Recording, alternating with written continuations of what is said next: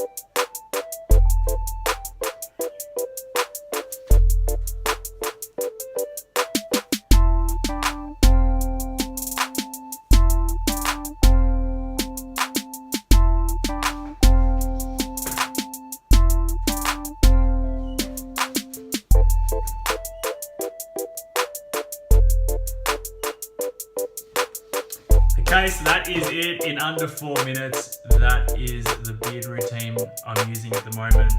Because my beard is so long and thick, I do need a few extra products to maintain it, and it is sitting about as long as I've ever seen it. So that's the video for today. If you want me to try out any other beard products, let me know in the comments below. But as always, thanks for watching, and I'll see you guys